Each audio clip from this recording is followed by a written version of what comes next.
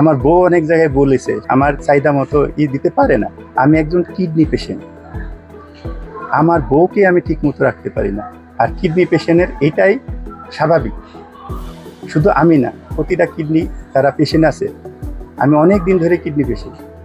তাহলে এই অবস্থায় যদি আমি আমার বউ রাখতে পারি না, আমার বউ অনেক জায়গায় বলেছে, শুনলাম যে হ্যাঁ ও আমাকে আমার চাহিদা মতো দিতে পারে না, সেই জায়গায় আর একজন প্রেমিকা বা একজন বউ নেওয়া সম্ভব? সাভারের ভাইরাল ঘটনাটি দেশ জুড়ে আলোড়ন তুললেও এবার সামনে এসেছে ভিন্ন চিত্র। এই প্রথমবার নিজের মুখে সব খুলে বললেন মোহাম্মদ তারেক, যাকে সবাই বলছে অকৃতজ্ঞ, অথচ তিনি নিজেই বলছেন তিনি প্রতারিত।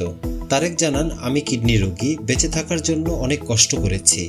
স্ত্রী টুনি তখন বলল কিডনি দেবে, কিন্তু শর্ত ছিল বাড়ি দোতলা লিখে দিতে হবে। আমি বাঁচতে চেয়েছিলাম, তাই রাজি হয়ে গেলাম। কিডনি দিল, কিন্তু সম্পত্তিও নিয়ে গেল। এখানেই শেষ নয়, তারেক আরও বলেন, অপারেশনের পরে আমি টের পেলাম আমার স্ত্রী মোবাইল ও টিকটকে আসক্ত। অচেনা নম্বর থেকে ভিডিও কল, পরে বুঝতে পারলাম অন্য কারোর সঙ্গে সম্পর্ক করছে, অথচ আমি চিকিৎসা নিয়ে কষ্টে আছি। তিনটা পরকে ধরেছে, লাস্টে আমার ভাড়াটিয়া আর ভাড়াটিয়ার সাথে সে 9 মাস ধরে এরকম শারীরিক সম্পর্ক করছে। লাস্টে এই ভাড়াটিয়ার সাথে এতটাই ধরেছে সে হাও মাও করে কাঁদছে। তারেক আরও বলেন, আমার মা আমাকে বাড়িতে যেতে দেয় না, বলে ওরা খুব খারাপ, তুই যাস না। আমি 10 বছর প্রবাসে ছিলাম, টাকা পাঠিয়ে বাড়ি করলাম, এখন আমাকে বের করে দিয়েছে। এই ঘটনায় তিনি নারী নির্যাতনের মিথ্যা মামলার শিকার হয়েছেন বলে অভিযোগ করেন।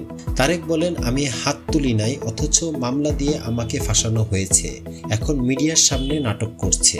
কি মনে হয় আপনাদের, সত্যি কি সবসময় স্বামীই দোষী, নাকি স্ত্রীও হতে পারে ষড়যন্ত্রকারী? ভাইরাল হওয়া অনেক গল্পের পেছনেই থাকে না বলা সত্য। সাভারের তারেক সেই বাস্তব উদাহরণ। হয়তো আমরা একপাক্ষিক দৃষ্টিভঙ্গিতে বিচার করছি। এই ভিডিওটি শেয়ার করুন যাতে সত্যিটা সবাই জানতে পারে। Mohammad Shahjalal, trending news, Dhaka.